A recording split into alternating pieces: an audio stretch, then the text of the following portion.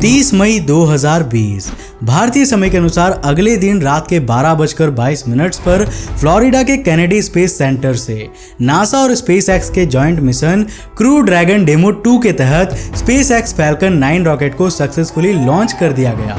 ये rocket crew dragon spacecraft में बैठे 2 एस्ट्रोनॉट्स को इंटरनेशनल स्पेस स्टेशन तक ले जाने में सफल रहा। स्पेस हिस्ट्री में ये पहली बार हुआ है कि नासा के एस्ट्रोनॉट्स को अमेरिका की धरती से ही किसी कमर्शियली बिल्ट अमेरिकन स्पेसक्राफ्ट के जरिए इंटरनेशनल स्पेस स्टेशन पर पहुंचाया गया हो। अब कहने को तो ये अमेरिका के लिए ही गर्व की बात है, लेकिन ये मिशन पूरी ह्यूमैनिटी के लिए इम्पोर्टेंट है, क्योंकि ये मिशन हम इंसानों के द्वारा इस असीम ब्रह्मांड में यात्रा करने की ओर पहला कदम है। तो चलिए आज हम आपको बताते हैं इस मिशन के डिटेल्स और जानते हैं कि आखिर क्या है ये स्पेसएक्स और नासा जैसी बड़ी बड़ी स्पेस एजेंसीज आखिर इनकी मदद क्यों ले रही है। तो हेलो गाइस, मैं हूं कौशिक और चलिए शुरू करते हैं आज के इस नए एपिसोड को। दोस्तों, जैसा कि मैंने आपको बताया, इस मिशन का नाम है क्रू ड्रैगन डेमो 2। ये अमेरिकन स्पेस एजेंसी नासा और वहां की एक प्राइवेट कंपनी स्पेसएक्स का जॉइंट प्रोजेक्ट है। ये जो स्पेस व्हीकल आपको स्क्रीन पर दिख रही है ना, इसके मेनली 2 पार्ट्स हैं। नीचे वाला है रॉकेट और ऊपर वाला पार्ट है स्पेसक्राफ्ट। इसका नाम है फैल्कन 9 रॉकेट। ये एक रीयूजेबल स्पेस लॉन्च व्हीकल है जिसे स्पेसएक्स ने डिजाइन और डेवलप किया है। ये एक बेहद ही मॉडर्न और एडवांस्ड रॉकेट माना जाता है।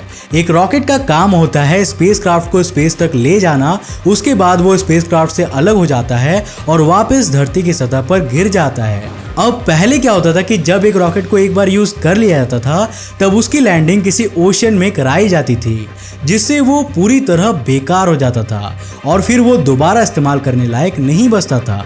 लेकिन फैल्कन 9 रॉकेट रीयूजेबल है।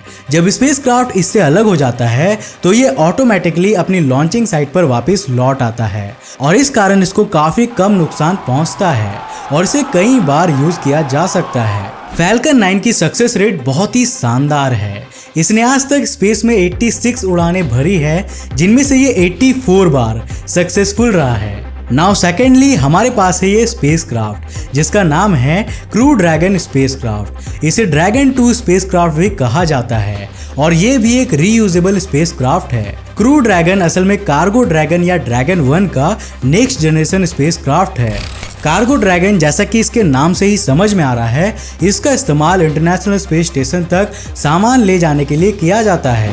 8 दिसंबर 2010 को इसका पहला सक्सेसफुल लॉन्च किया गया था और 22 मई 2012 से लेकर आज तक ये स्पेसक्राफ्ट नासा के सामान को पृथ्वी से इंटरनेशनल स्पेस स्टेशन तक ले जा रहा है। चलिए अब वापस आते हैं अपने क्रू ड्रैगन स्पेसक्राफ्ट में, क्योंकि करंटली तो हमें इसी की बात करनी है। अब स्क्रीन पर आपको दिख रहा होगा क्रू ड्रैगन स्पेसक्राफ्ट। इसको 2 पार्ट्स में डिवाइड किया जा सकता है। ऊपर वाला पार्ट है कैप्सूल और नीचे वाले को कहते हैं ट्रंक। कैप्सूल वो पार्ट होता है जहां पर एस्ट्रोनॉट्स बैठते हैं, मतलब ये पूरे स्पेस व्हीकल का सबसे इंपॉर्टेंट पार्ट कहा जा सकता है। क्रू ड्रैगन स्पेसक्राफ्ट में टोटल 4 एस्ट्रोनॉट्स एक बार में इंटरनेशनल स्पेस स्टेशन तक जा सकते हैं, लेकिन टेस्टिंग पर्पस के लिए अभी सिर्फ 2 एस्ट्रोनॉट्स रॉबर्ट बैनकन और डॉगलस हर्ली को ही भेजा गया है। ये दोनों ही एस्ट्रोनॉट्स काफी एक्सपीरियंस्ड है और इससे पहले भी नासा के STS मिशन के तहत स्पेस में जा चुके हैं। आपको बता दूं कि क्रू ड्रैगन स्पेसक्राफ्ट का कैप्सूल पूरी तरह से ऑटोमेटिक है, मतलब इसके अंदर बैठे एस्ट्रोनॉट्स को इसके कंट्रोल संभालने की कोई जरूरत ही नहीं होती। इस तरह वो अपना पूरा ध्यान अपनी रिसर्च में लगा सकते हैं। कैप्सूल के अंदर का एनवायरनमेंट इस तरह से मेंटेन किया जाता है कि वहां पर एस्ट्रोनॉट्स को बिल्कुल पृथ्वी वाली फीलिंग आए और उन्हें स्पेस में प्रेशर और वैक्यूम के कारण कोई प्रॉब्लम फेस ना करना पड़े। दूसरे नंबर पर आता है ट्रंक। ये स्पेसक्राफ्ट के नीचे वाला पार्ट है और यही पार्ट रॉकेट से भी जुड़ा हुआ होता है। ट्रंक की आउटर सरफेस पर सोलर मॉड्यूल्स लगे हुए होते हैं। ये असल में हाई क्वालिटी वाले सोलर पैनल्स होते हैं जो सनलाइट की मदद से स्पेसक्राफ्ट को आगे बढ़ने के लिए एनर्जी प्रोवाइड करते हैं। डेमो 2 मिशन का इनिशियल लॉन्च पहले 27 मई 2020 को ही की जाने की प्लानिंग थी, लेकिन उस दिन खराब मौसम के कारण लॉन्च के कुछ समय पहले ही इसे कैंसिल कर दिया गया था और फिर 3 दिन बाद ही 30 मई 2020 को इसे सक्सेसफुली लॉन्च कर दिया गया। आपको बता दूं कि 31 मई को शाम के करीब 7:38 पर इसने दोनों एस्ट्रोनॉट्स को सक्सेसफुली इंटरनेशनल स्पेस स्टेशन पर पहुंचा दिया था। नासा के अनुसार इस स्पेसक्राफ्ट के लॉन्च को करीब 1 करोड़ लोगों ने अलग अलग ऑनलाइन प्लेटफॉर्म्स के थ्रू लाइव देखा था और करीब 1.5 लाख लोग तो सिर्फ फ्लोरिडा स्पेस कोस्ट पर ही इसे देखने के लिए गए थे। मतलब जस्ट इमेजिन कि ये अचीवमेंट अमेरिका के लिए कितनी बड़ी है। ह्यूमैनिटी को इससे आने वाले दिनों में कितना बड़ा प्रॉफिट होने वाला है, नासा के स्पेस एक्सप्लोरेशन का लेवल कितना दूर पहुंचने वाला है and most importantly space x को बनाने के पीछे का सपना साकार होने वाला है। दोस्तों स्पेस एक्स यानी कि स्पेस एक्सप्लोरेशन टेक्नोलॉजीज कॉर्पोरेशन एक अमेरिकन एरोस्पेस मैन्युफैक्चरर और स्पेस ट्रांसपोर्टेशन कंपनी है। इसे famous technology entrepreneur Elon Musk ने 2002 में शुरू किया था। वैसे तो ये इंसान आज के समय में किसी इंट्रोडक्शन का मोहताज नहीं है, लेकिन फिर भी आपको बता दूं कि एलोन मस्क वही है जो स्पेस एक्स के अलावा टेस्ला, न्यूरालिंक और ओपन एआई जैसी कंपनीज के थ्रू ह्यूमैनिटी के एक अनबिलीवेबल फ्यूचर की फाउंडेशन रख रहे हैं। स्पेसएक्स ने बहुत सारे लॉन्च व्हीकल्स और ड्रैगन सीरीज के 2 स्पेसक्राफ्ट भी डेवलप किए हैं। स्पेसएक्स की फाउंडेशन के पीछे एलोन मस्क का वो ड्रीम छिपा हुआ है जिसमें वो मार्स पर ह्यूमन कॉलोनीज बनाना चाहते हैं। एलोन मस्क कहते हैं कि नासा स्पेस से जुड़े हजारों प्रोजेक्ट्स में बहुत ज्यादा बिजी है और इसलिए वो इंसानों को दूसरे प्लैनेट्स पर भेजने की दिशा में काफी ज्यादा स्लो वर्क कर रहे हैं। सेकेंडली वो चाहते हैं कि स्पेसएक्स अंतरिक्ष की खोज के लिए सबसे एडवांस टेक्नोलॉजी डेवलप करे। एलोन मस्क ये काम जल्द से जल्द करना चाहते हैं। एक इंटरव्यू के दौरान तो उन्होंने यहाँ तक कहा था कि वो पृथ्वी पर नहीं बल्कि मार्स पर मरना चाहते हैं। नाउ जस्ट इमेजिन कि वो इंसान मार्स पर जाने के लिए कितना डेस्परेट है। क्रू ड्रैगन मिशन भी इसी राह का एक पड़ाव था।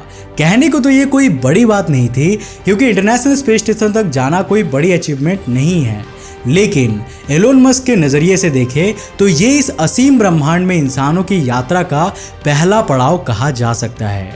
अगर हम इस पूरे यूनिवर्स को एक विशाल समुद्र माने तो इंटरनेशनल स्पेस स्टेशन हमारे धरती के सबसे पास वाला आइलैंड है। अगर हमें स्पेस तक जाना है तो आईएसएस तक जाने की अपनी कैपेबिलिटी को सुपर एडवांस लेवल तक पहुंचाना होगा। मतलब ये किसी पार्क में जाने जितना आसान होना चाहिए। अब सवाल उठता है कि आखिर नासा जैसी बड़ी स्पेस एजेंसी जिसके पास करोड़ों अरबों डॉलर्स का बजट होता है, उसे स्पेस एक्स की मदद की जरूरत क्यों पड़ गई? क्या इसमें उनका कोई प्रॉफिट हो रहा था?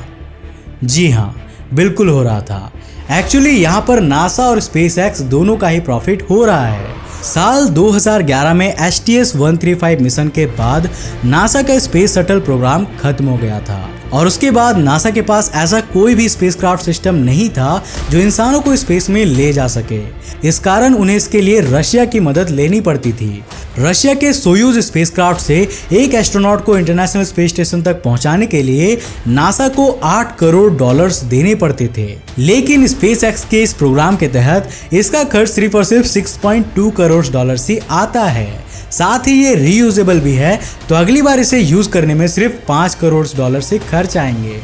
इस तरह नासा अपने स्पेस प्रोग्राम्स में सेविंग भी कर सकती है और सबसे इम्पोर्टेंट बात, उनका पैसा उनके देश में ही है। इस कॉस्ट में नासा को वो टेक्नोलॉजी मिल रही है जिसे डेवलप करने के लिए उन्हें सालों की मेहनत करनी पड़ती और करोड़ों डॉलर्स पानी की तरह बहाने पड़ते।